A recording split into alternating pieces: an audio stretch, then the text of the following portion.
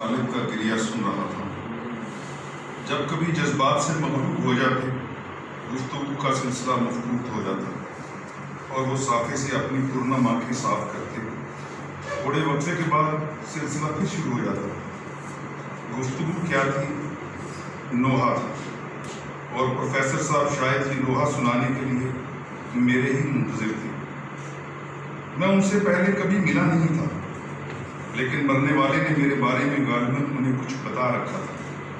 جبھی تو بڑی اپنائیت سے انہوں نے اپنا دل کھول کر میرے سامنے رکھ دیا تھا۔ انہیں شاید مرنے والے نے یہ بھی بتا دیا تھا کہ مجھ میں ان کے سارے گلے شکوے اور آہوازاری سننے کا حوصلہ بھی ہے۔ اسی لیے تو انہوں نے بڑے پیار سے میرا ہاتھ تھامے رکھا اور اتنی آہستگی سے گفتگو کی کہ تعزیت کے لیے آئے ہوئے دوسرے افسران اور مقامی افراد میں سے شاید ہی کوئی سن سکا ہو۔ ان کی تمام گفتگو کا مخاطب میں تھا، اور میرے پاس ان کے کسی گلے اور سخت روی کا کوئی جواب نہیں تھا، سوائے یہ یقین دلانے کے کہ میں اگرچہ محکمے کے ذمہ داران کے نمائندے کے طور پر یہاں آیا ہوں، لیکن اگر ایسی صورت نہ بھی ہوتی تو رانا اعجاز کے ساتھ میرا ذاتی تعلق ہی کچھ اس طرح کا تھا کہ میں فاتحہ خوانی کے لیے ضرور حاضر ہوتا۔ پروفیسر صاحب محکمہ تعلقات عامہ کے ذمہ داران اور رانا اعجاز کے ہم اثر سرکاری افسران کے رویے سے سخت ناراض تھے، اور میں چونکہ ان معاملات سے آگاہ بھی تھا، اس لیے پروفیسر صاحب کی باتوں سے کافی حد تک متفق تھا۔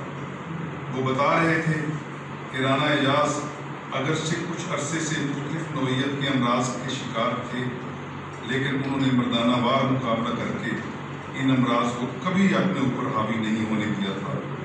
خاندانی معاملات میں بھی وہ مرد کلندر ہی تھے، ہمیشہ ہاتھ کھلا رکھا اور کبھی اپنی جیب کو مزید وزنی نہیں رہنے دیا۔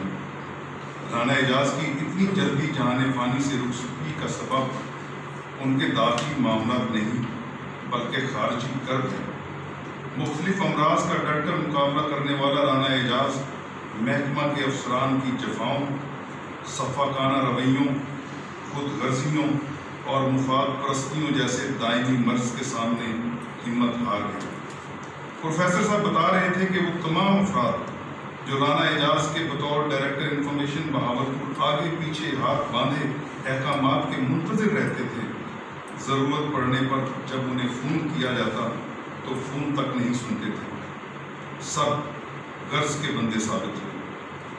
پروفیسر صاحب بات کر رہے تھے اور مجھے مولا علی کا سچا فرمان یاد آ رہا تھا کہ اقتدار، اختیار اور دولت ملنے پر لوگ بدلتے نہیں بلکہ بے نقاب ہو جاتے ہیں۔ وہ انسان جسے قرآن نے پکار کر کہیں ضعیف یعنی کمزور کہا اور کہیں کہا کہ وہ خسارے میں ہے، کسی بڑے کا مصاحب ہونے کے بل پر چند روزہ اختیار کی خاطر اپنے سینئر ہم اثر کے لیے کہ جس کا اس سے نوجوانی اور زندگانی کی کئی قیمتی دہائیوں کا ساتھ بھی ہو، اتنے سنگین مسائل پیدا کر دے کہ اسے جان سے جانا پڑ جائے، کتنا قابل نفرین عمل قرار پائے گا۔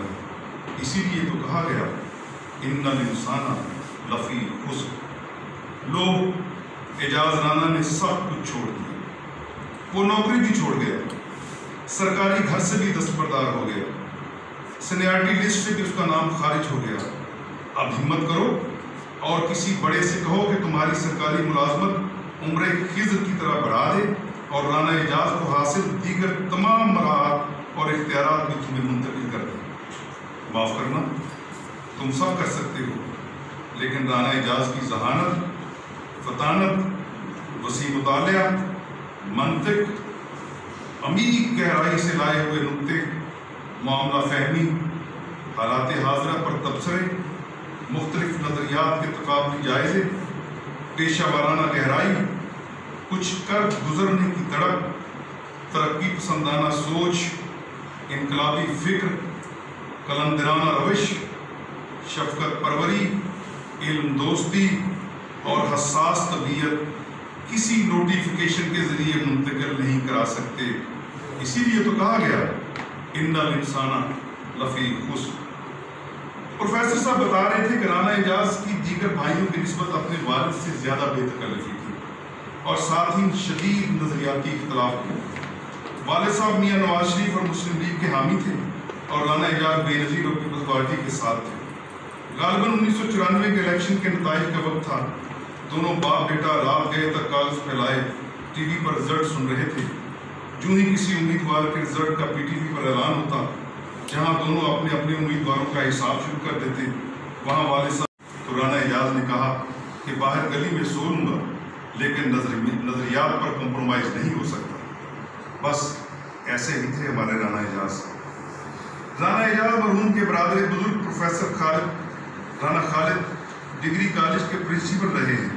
انہوں نے رانا اعجاز کو زندگی بھر اپنے بیٹوں کی طرح رکھا تھا اور عدالت کے دوران بھی خدمت میں کوئی کسر نہیں چھوڑی تھی۔ انہوں نے بتایا کہ رانا اعجاز جب کورونا کا شکار ہوئے تو ٹیسٹ رپورٹ آنے پر انتظامیہ حرکت میں آ گئی۔ رانا اعجاز کو سرکاری آرڈر پر گھر سے ترکی ہسپتال مظفر گڑھ منتقل کیا گیا۔ ہسپتال میں انہیں تیسری منزل پر ایک ایسے کمرے میں رکھا گیا جہاں چھت کا پنکھا بھی ہوا دینے سے معذور تھا۔ ڈاکٹر کی بجائے دروازے پر کھڑے کھڑے ایک نائب قاصد نے مسیحائی کی ذمہ داری ادا کی۔ وہ ایک کٹھن مرحلہ تھا جسے کسی طریقے سے طے کیا اور کافی تگ و دو کے بعد رانا اعجاز کو وکٹوریہ ہسپتال منتقل کیا جا سکا۔ پروفیسر صاحب بتاتے ہوئے آبدیدہ ہو گئے کہ یہ سلوک محکمہ تعلقات عامہ کے ایک سینئر ڈائریکٹر کے ساتھ روا رکھا گیا۔ پروفیسر صاحب کا کہنا تھا کہ رانا اعجاز کورونا اور اس کے نتیجے میں پیدا ہونے والی پیچیدگیوں کی وجہ سے جان کی بازی ہار گیا، لیکن محکمہ تعلقات عامہ کا شمار ان محکموں میں کیا ہی نہیں گیا جن کے کورونا سے جان کی بازی ہارنے والے ملازمین کو حکومت نے شہید نوٹیفائی کر رکھا ہے۔ پروفیسر صاحب نے سوال کیا کہ جب نوٹیفیکیشن میں محکمہ تعلقات عامہ کا ذکر نہیں ہے تو حکومت کورونا کے عرصے کے دوران اس محکمے کے افسران اور عملے سے بیگار کیوں لیتی رہی اور یہ دفاتر بند کیوں نہیں کیے گئے؟ حقیقت یہ ہے کہ رانا اعجاز شہید ہوا ہے۔ ملازمت میں آنے کے بعد تقریباً 25 سالوں تک میرا رانا اعجاز سے محض ایک واجبی سا تعلق ہی رہا، لیکن گزشتہ 5-6 سالوں کے دوران نہیں معلوم ایسا کیا ہوا کہ اگر رانا اعجاز فون نہ کرتے تو میں فون کر دیتا، اور مجھے یاد نہیں پڑتا کہ کبھی ہم نے مختصر دورانیے کی کال بھی کی ہو۔ ہماری گفتگو کا کوئی طے شدہ ایجنڈا کبھی نہیں ہوتا تھا۔ کبھی بات سیاست سے چلتی تو مذاہب تک چلی جاتی، اور کبھی دفتری معاملات سے شروع ہوتی تو گھریلو امور اور خاندانی مسائل پر اختتام پذیر ہوتی۔ میرے ساتھ گفتگو یا ایری مدد کہہ کر شروع کرتے اور دعا کر دی پٹی پر ختم ہو جاتی۔ اکثر کہتے کہ مجھے مولا 2 وسیلوں سے دے رہا ہے، ایک پنجتن پاک کی مودت کی وجہ سے اور دوسرا میرا کنبہ پروری کی وجہ سے۔ میری کنبہ پروری ہی میری ساری انویسٹمنٹ ہے۔ بار بار کہتے اوئے پٹی تو میرا چھوٹا بھی ہے، اور کبھی کہتے اوئے پٹی کچھ کر رہے اس محکمے دا تو تے لاہور بیٹھے یار۔ گزشتہ سال میں ایران اور عراق میں زیارات کے لیے گیا تو کوئٹہ تک مجھے فون کر کے کہتے رہے کہ نجف، مشہد اور کربلا میں میرے لیے اور میری علیل ہمشیرہ کے لیے دعا ضرور کرنا، اور ہماری طرف سے زیارت کر کے حاضری ضرور لگوانا۔ زندگی رہی تو تمہارے ساتھ ہی جاؤں گا زیارات کے لیے۔ واپس آیا تو رانا اعجاز کے لیے کچھ خاص چیزیں لے کر آیا۔ ہر دوسرے دن یہی فون کرتے کہ سنبھال کر رکھنا، کسی کو دے نہ دینا۔ کسی بہانے ہی سے پھر وہ دن بھی آ ہی گیا کہ میں جب بہاولپور میں رانا اعجاز کے گھر اس کی امانتوں کے ساتھ پہنچ گیا۔ اس کا وسیلہ میرے DGPR کے مخلص ساتھی بنے جنہوں نے جورستان ریلی کا پروگرام بنایا تھا۔ راستے سے لاہور سے آنے والے تمام دوستوں کی آؤ بھگت میں رانا اعجاز کا خلوص چھلک رہا تھا۔ گھر میں تیار کردہ پرتکلف کھانے کے علاوہ نور محل، صادق پبلک لائبریری اور میوزیم تک رانا اعجاز ہمارے ساتھ رہے، اور تمام افسران اور ڈرائیور کو مقامی مٹھائی کے ڈبے دے کر رخصت کیا۔ کئی گھنٹے رانا اعجاز ہمارے ساتھ رہے، اور کسی لمحے ہمیں محسوس ہی نہیں ہوا کہ چند ماہ بعد جسمانی بیماری پر ان پر غلبہ پا لے گی۔ شاید اس وقت تک وہ ڈائریکٹر انفارمیشن بہاولپور تھے اور ٹرانسفر کی پہلی جارحیت سے بچ نکلے تھے۔ ٹرانسفر کے دوسرے حملے کے بعد ڈائریکٹر میوزیم نہیں بنے تھے۔ محکمہ کی حالت اقزار اور محکمہ کی بہتری کے لیے فکر مند رہتے، اور اس ضمن میں افسران کی سرد مہری پر اڑتے رہتے۔ مجھے اکثر کہتے کہ محکمے کا قبلہ درست کرنے کی ضرورت ہے. ہم وہ کر رہے ہیں جو نہیں کرنا چاہیے اور جو کرنا چاہیے اس کی طرف توجہ نہیں دے رہے. ہیڈ آفس لاہور کو اپنی پالیسی فیصلے کرنے چاہیے. اکثر کہتے our DIOs have been made hostage by the Deputy Commissioners. Deputy commissioner اور کمشنر حکومت نہیں بلکہ ہماری طرح حکومت کے کل پرزے ہیں. حکومت تو وزیر اعلیٰ اور اس کی کابینہ ہے. ہمیں حکومت کا ایجنڈا اور پالیسیاں آگے بڑھانے کے لیے کام کرنا چاہیے، جبکہ ہر ضلع میں مقامی ڈپٹی کمشنر اور کمشنر لیڈر بنے ہوئے ہیں اور انہی کی ہیڈ لائنز لگ رہی ہیں. مقامی اخبار میں کسی وزیر کی خبر اسی وقت جگہ پاتی ہے جب وہ اس ضلع کے دورے پر ہو، حالانکہ وہ تو پورے پنجاب کا وزیر ہے. ایجنڈا اور پالیسی حکومت دیتی ہے، انتظامیہ نہیں. انتظامیہ تو عمل درآمد کرتی ہے جس طرح ہم کرتے ہیں. تو کیا ہم بھی اپنی خبریں جاری کرنا شروع کر دیں؟ میں بہرحال ان کی اس رائے سے متفق تھا اور متفق ہوں. رانا اعجاز کے گھر چوک اعظم سے واپسی پر میں سوچ رہا تھا کہ رانا اعجاز پہلا قابل، محنتی، جفاکش اور جیدار افسر نہیں جو ہمارے اجتماعی بے حس رویوں اور خود غرضیوں کی بھیٹ چڑھا. اس سے پہلے ملک اشفاق کی شکل میں ہم ایک انمول افسر بھی اسی قربان گاہ میں ذبح کر چکے ہیں. نہیں معلوم کہ بے حسی اور انا پرستی کا یہ افریق اور کتنے سپوتوں پر نگل کر دم لے گا. ڈی جی پی آر کی کوکھ ایسے انمول ہیروں سے خالی ہوتی جا رہی ہے اور کسی کو اس کی فکر نہیں ہے. ڈی جی پی آر کی کوکھ کو بانجھ ہونے سے بچانا ہوگا. اب بھی وقت ہے. جو بچے ہیں سن سمیٹ. شکریہ.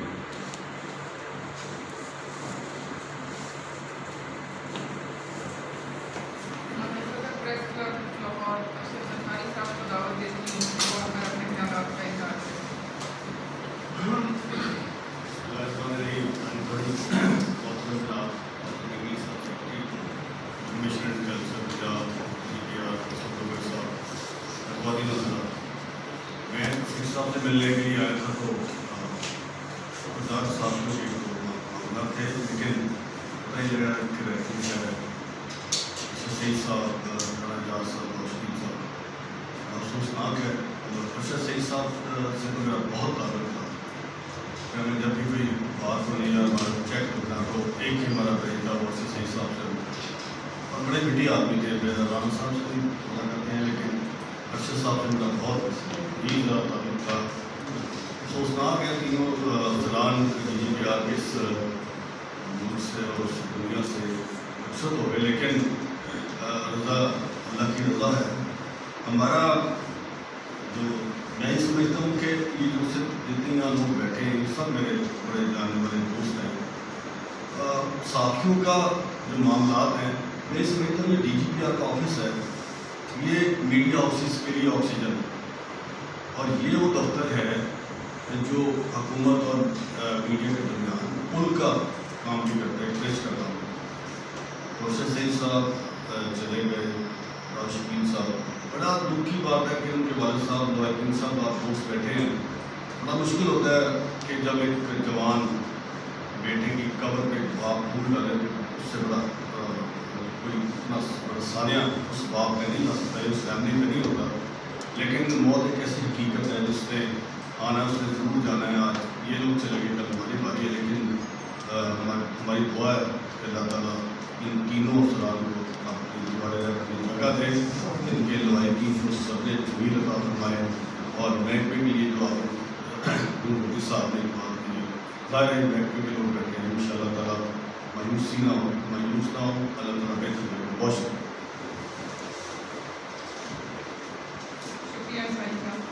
اب میں ڈی جی پی آر صاحب ڈاکٹر محمد اسلم لوگر صاحب سے درخواست کروں گی کہ وہ آئیں اور اپنے جوابات پیش کریں.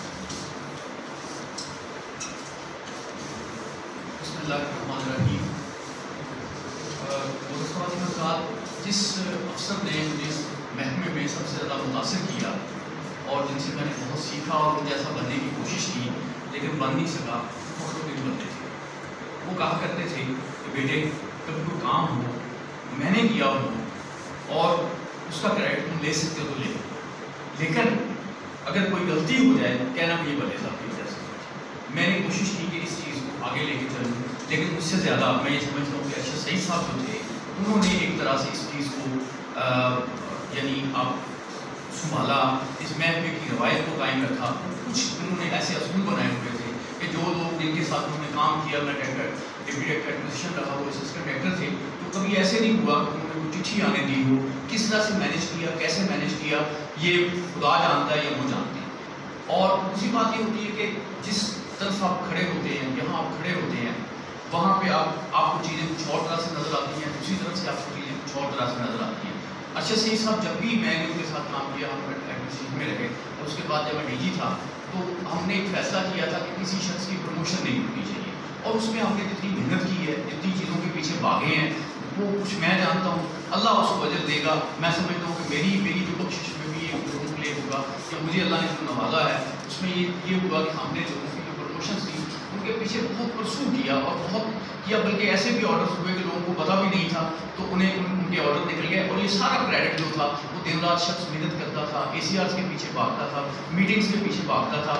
اور دوسری بات یہ ہے کہ ایک وہ کہا کرتے تھے کہ میں جب سے ڈی جی بنا ہوں، ایڈمنسٹریشن کا ہیڈ بنا ہوں، میں نے پوری کوشش یہ کی ہے کہ کوئی کسی میرے ڈی جی پی آر کو حق نہ دے.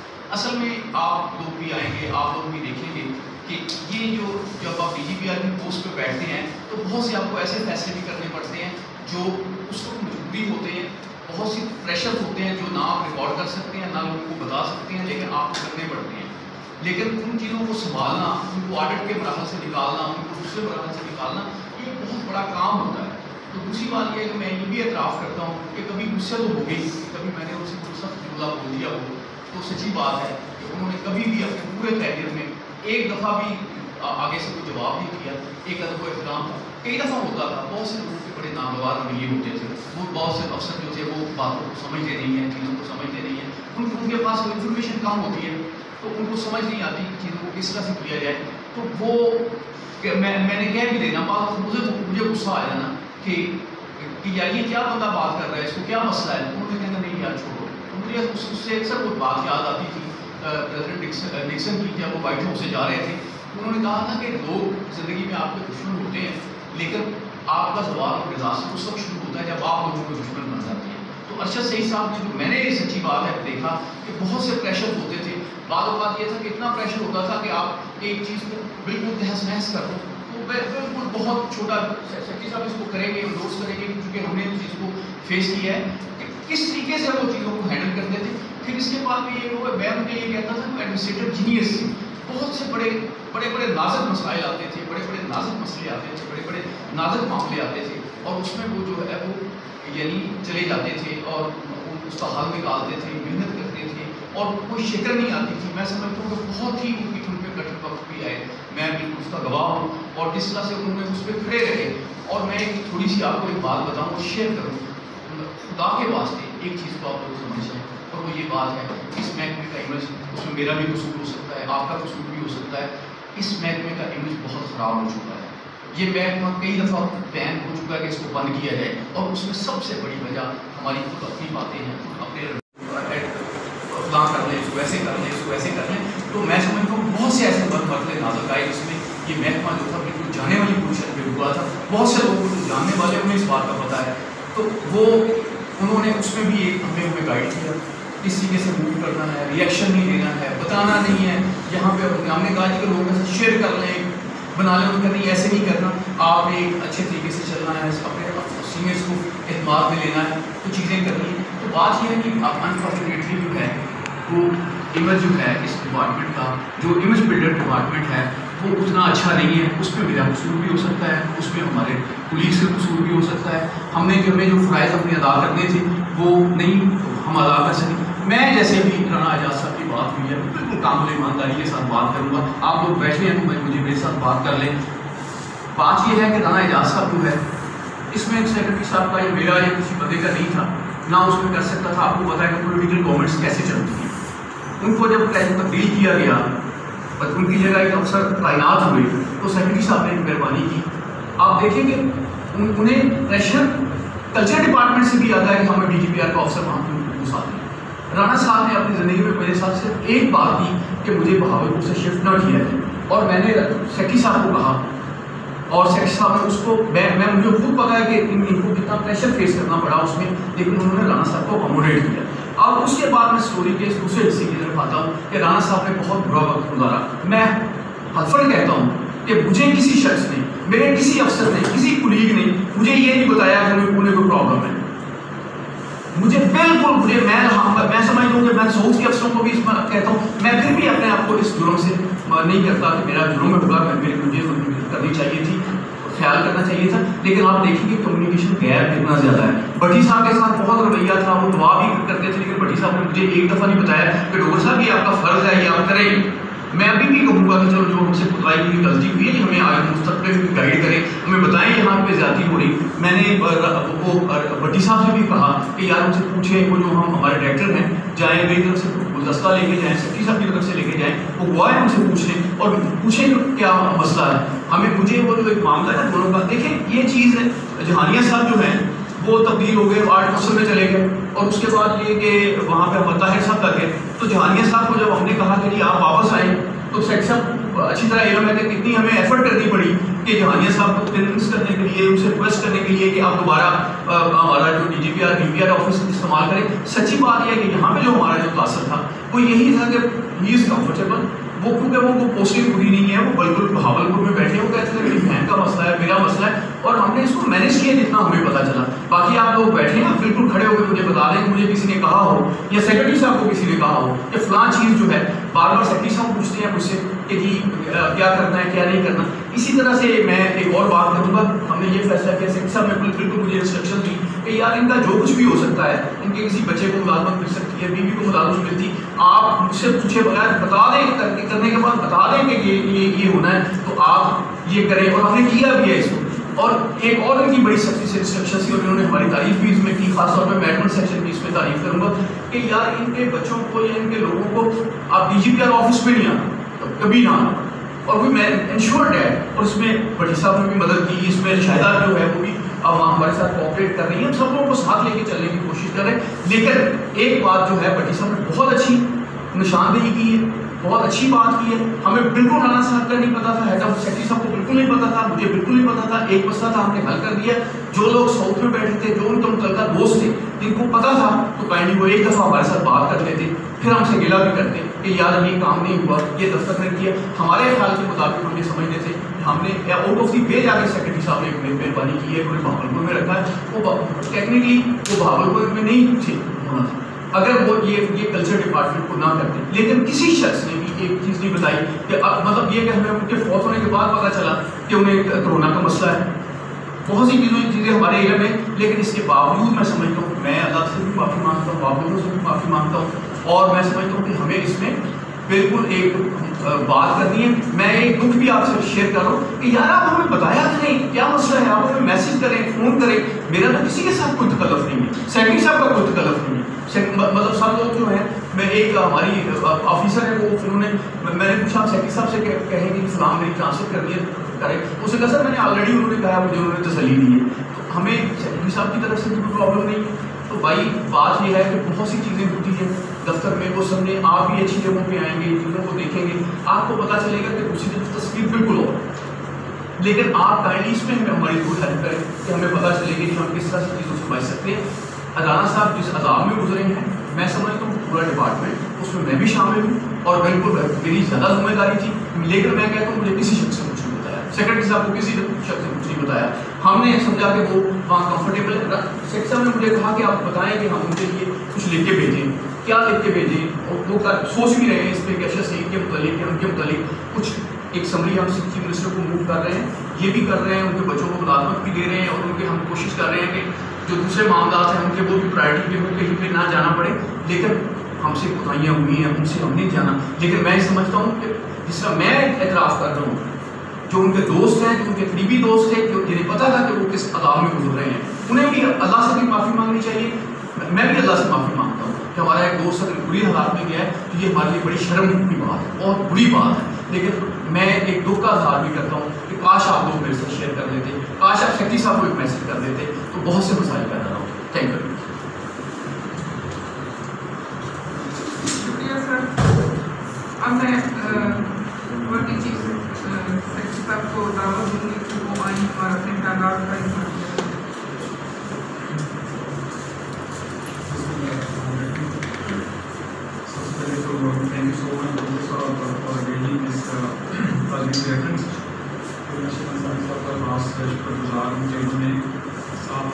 سے ہمارے ملک میں شہید ہوئے اور اتنی دیر تک انہوں نے پچھلے ڈیڑھ سے ہمارے ساتھ ہماری گفتگو بھی سنی، ہماری غیر گفتگو بھی سنی، لیکن سب سے زیادہ تو دکھ خاندان کے ممبران کا ہے، شاہ صاحب کے بھائی کا، روشن صاحب کے والد کا اور مولانا صاحب کی فیملی افسوس ہے۔ سب 3 حصوں میں بہت ہی زیادہ ہوئی 5-6 منٹ میں۔ پہلا تو حفاظتی ریفرنس ہے، تو میرا جو ریلیشن شپ تھری آفیسرز، اس حوالے سے میں یہ کہوں گا کہ تینوں مہینے تھے، تینوں خوبصورت انسان تھے، تینوں بہت اچھے آفیسرز تھے، اور جب میں کہتا ہوں بہت اچھے آفیسرز پر میں بندوں کو ایز اے انسان تو ہر بندہ ہی خوبصورت ہوتا ہے، جب افسر کے طور پہ ریٹ کیا جائے تو ڈیفینیٹلی اس کے میرٹ کا تھوڑا برابر نہیں کرنا چاہیے۔ یہ تینوں بہت بہت خوبصورت آفیسرز، ارشد کے ساتھ ڈائریکٹلی کام کیا، رانا صاحب کے ساتھ کام کیا، روشن کے ساتھ، اور تینوں نے بہت امپریس کیا۔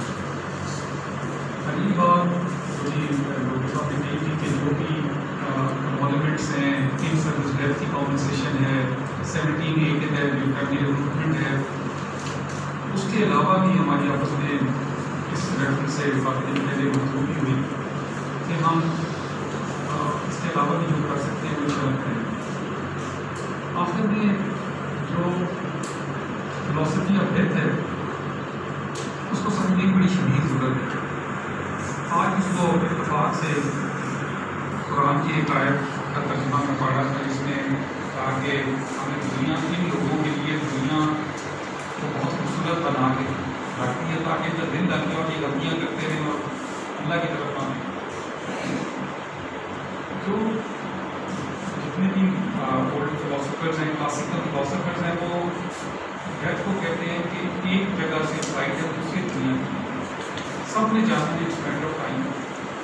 اس کے لیے جیتا بھی ہونا پڑتا ہے کیونکہ ظاہر آپ کے بلڈ ریلیشنز ہوتی ہیں، آپ کی ایجوکیشن ہوتی ہے، ایسوسیشن ہوتی ہے، اس میں ہر فیملی میں ڈیتھ ہے، وہی ہوگی پاسٹ میں، ڈسٹنٹ پاسٹ میں یا ریسنٹ پاسٹ میں، ہر بندے نے اس کو فیل کیا وہ درد اور وہ کر، لیکن یقین کریں یہی موقع ہوتے ہیں جہاں پہ جنازے میں تو ہم کھڑے نہیں ہوتے، مولوی صاحب تقریر کر رہے ہوتے ہیں، کہتے ہیں جھکاؤ ختم کریں، کہ ہمیں ضرور سوچنا چاہیے کہ دنیا میں تو ہم جو کر رہے ہیں اس دنیا کے لیے کر رہے ہیں، اپنے بچوں کے لیے کر رہے ہیں، اپنے لیے کر رہے ہیں، لیکن ہم آخر کے لیے کیا کر رہے ہیں، اور کیا واقعی ہم گوڈ ہیں، یا واقعی ہم لیتھارجک ہیں، یا واقعی ہم نے اوائڈ کر رہے ہیں، یا ہمیں لگتا ہے کہ ہم نے کوئی نہیں بنا۔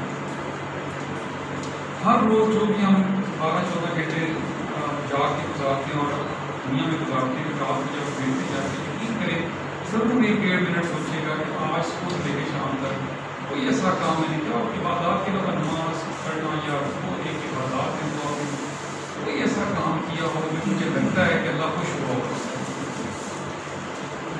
اچھے افسر ہونا بہت بڑی بات ہے، کیونکہ اچھا انسان ہونا سب سے بڑی بات ہے، اور اچھا انسان بناتا ہے آپسی تعلقات کہ آج کیا آپ نے کسی کا کوئی فائدہ کیا، کسی کا کوئی دکھ بانٹا، کسی کی کوئی خوشی کا باعث بنے، آپ کی پریزنس سے کسی کو اچھا لگا، کسی کا کوئی جو بھی آپ کا لمیٹڈ رول ہے کہ اچھا ہے، جتنا رول لمیٹڈ ہوگا اتنی آپ کے ہاتھ سے کسی کے نقصان ہونے کے خدشات کم، جتنا رول بڑا ہوتا جائے گا اتنا ہی آپ کا ذمہ داری بڑھتی جائے گی۔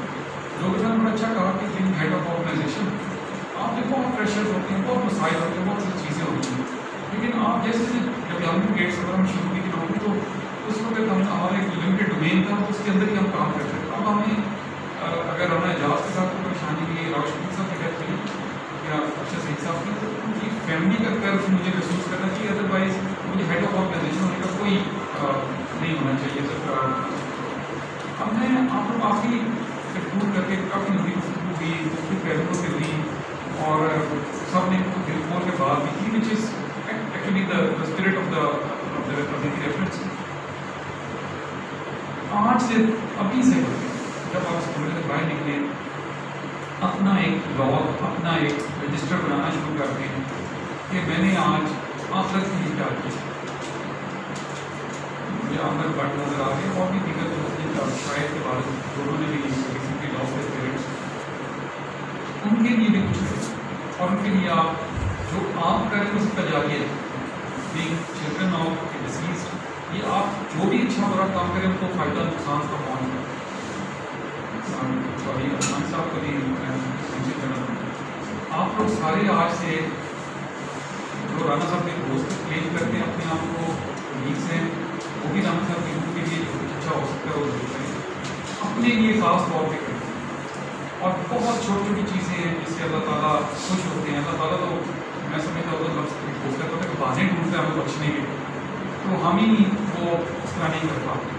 تو کائنڈلی اس تاریخی ریفرنس میں اسی بات سے میں ختم کرتا ہوں اپنی بات کو کہ اپنے لیے، اپنی فیملی کے لیے جو چلے گئے ان کے لیے اور سب نے جانا ہے، اپنی بھی تیاری تھوڑی سی کر لیں اور آج سے ابھی سے کرنا شروع کر دیں. تو تھینک یو سو مچ. بہت شکریہ سر. ابھی خطابی دعا کے لیے قاری ریاض حسین شاہ آئیں اور دعا کرواؤں. تمام حضرات فاتحہ شریف پر خود حاصل کریں.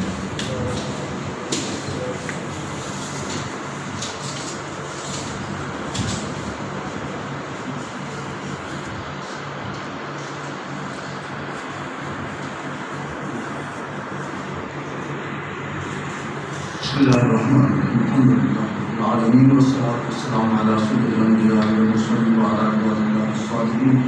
یا رب العالمین یا ارحم الراحمین، فاتحہ شریف پر اخلاص کرتے اس کا ثواب حضور نبی رحمت صلی اللہ علیہ وآلہ وسلم کی بارگاہ میں پیش کرتے ہیں. قبول منظور فرما.